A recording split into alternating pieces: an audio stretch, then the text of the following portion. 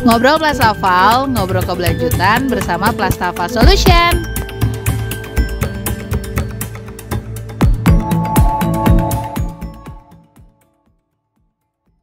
Halo, aku Maya. Aku adalah founder dari Panarima Indonesia. Panarima itu aku ambil dari bahasa Jawa, panrimo, yang artinya ucapan terima kasih. Harapannya bisa memberikan ucapan terima kasih secara langsung kepada siapapun dan apapun yang terlibat di proses Panarima itu berkarya.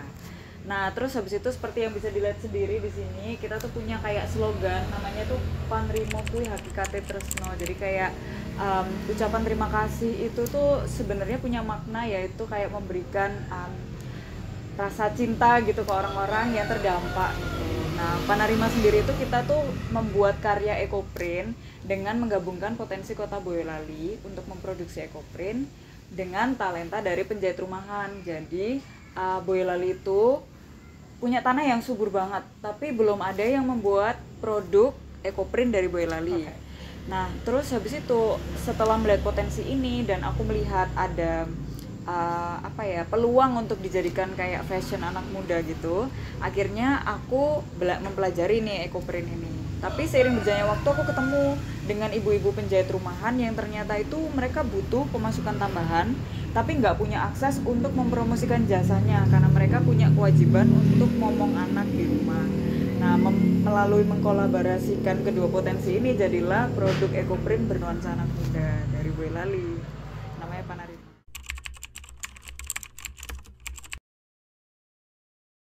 Dari aku pengen ngasih ucapan terima kasih ke orang tuaku. Nah, sampai akhirnya terbentuk konsep ucapan terima kasih kayak apa, tapi apakah cuma ke orang tua gitu. Ternyata aku tuh pengen ngasih ucapan terima kasih juga ke alam. Terus akhirnya aku ketemu sama ekoprint. Terus aku juga pengen ngasih ucapan terima kasih ke sekitarku. Akhirnya aku ketemu ibu penjahit rumahan. Kayak gitu. Nah, sebenarnya kan kalau di tagline-nya Panarima tuh ada bahasanya Panarimo kui hakikate tresno. Nah, itu artinya apa? Panrimo kui hakikate tresno itu artinya ucapan terima kasih itu sebenarnya itu ucapan cinta gitu loh. Jadi kayak sekedar kita itu bertindak atau mengucapkan terima kasih berarti kita tuh kayak menghargai sesuatu yang kita sampaikan dari ucapan terima kasih itu.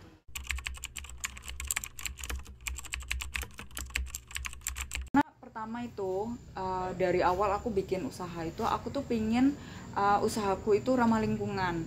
Jadi waktu aku mau lulus di tahun 2019 itu kan waktu itu lagi orang-orang lagi menggaungkan banyak hidup zero waste gitu ya. Akhirnya aku coba hidup zero waste itu sebenarnya dari 2018. Nah, terus habis itu setelah aku mencoba buat hidup zero waste itu, aku pingin punya karir yang membuat aku tuh bisa berkontribusi sama lingkungan. Tapi apa gitu kan banyak ya. Ada misalnya kayak Bea mengolah sampah kayak gitu. Tapi aku tuh pingin sesuai yang sama passionku. Ternyata passionku tuh fashion setelah aku jalan. Tapi fashion kayak apa yang mau aku bikin? Nah, terus habis itu akhirnya waktu awal aku bikin Panarima pun, aku tuh belum langsung ketemu sama ekoprint. Jadi aku coba membuat pancingan dengan kayak jual, aku desain kain, terus habis itu kainnya itu aku jual. Nah, terus aku ketemu ekoprint ini dari aku ngobrol sama penjahitku. Terus dari ngobrol itu aku melihat ada setumpuk kain perca di rumahnya yang mau dibuang waktu itu. Nah, terus aku langsung tanya, ini apa ya, Bu? Itu namanya ekoprint Mbak Maya, dia bilang kayak gitu. Nah, terus dari pertama kali aku lihat itu aku langsung suka. Terus aku langsung minta kontak dari penjahitku tuh gimana caranya aku bisa belajar ekoprint. Nah, kalau aku lihat itu di industri fashion yang umum yang pada biasanya itu kita tuh kayak sekedar ambil kain, ya bukan maksudnya aku tuh mendiskredit orang-orang yang bekerja di industri fashion, tapi aku lihatnya kalau misalnya aku tuh hanya mengambil kain terus aku olah, aku nggak punya beda dari yang lain. Dan aku juga nggak tahu kain itu tuh dari mana asalnya. Nah, aku tuh punya keinginan untuk tahu aku tuh membuat sesuatu tuh bisa berdampak buat siapa aja. Nah, terus yang aku takutkan itu kalau misalnya aku ambil kain, ternyata itu adalah kain-kain yang dari misalnya proses pewarnaannya atau proses pembuatannya itu merugikan lingkungan dan lingkungan sosial di sekitarnya. Nah, makanya aku memilih ekoprint karena aku bisa nge-trace setidaknya itu dari 3/4 proses itu sampai akhir, sampai datang ke customer itu aku udah tahu bahwa itu tuh ramah lingkungan gitu.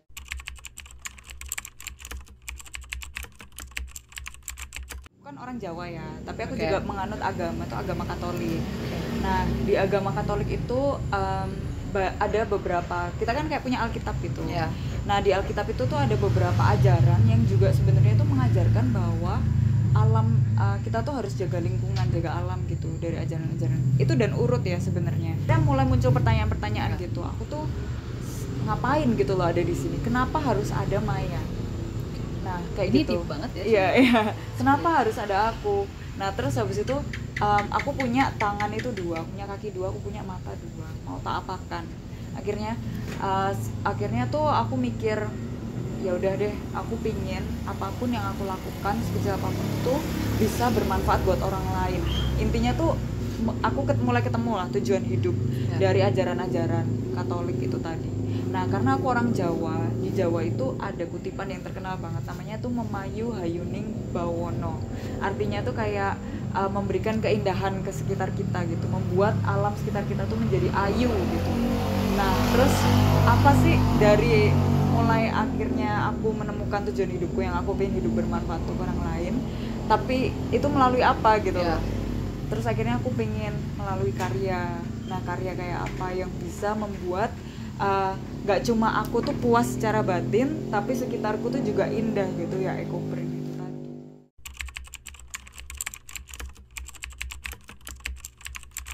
Ada banget ya menurutku tuh. Jadi aku tuh ngelihatnya gini, anggap aja lingkungan itu kayak sebuah rumah rusun gitu. Nah, di rumah rusun itu kan banyak orang yang tinggal. Nah, terus habis itu di setiap orang yang tinggal ini kan pasti orangnya beda-beda dong, nggak mungkin sama semua kan ya. Ada yang misalnya tuh orangnya tuh misalnya kamar satu tuh Chinese misalnya, terus habis itu kamar kedua itu misalnya Sunda, kamar ketiga tuh misalnya Papua, kayak gitu-gitu. Nggak mungkin orang yang tinggal di rumah rusun itu full semua orangnya sama. Nah, beda-beda. Nah, terus habis itu buat kita tuh bisa hidup harmoni di rumah rusun ini, itu kan kita harus bekerja sama satu sama lain ya, kayak gitu kan.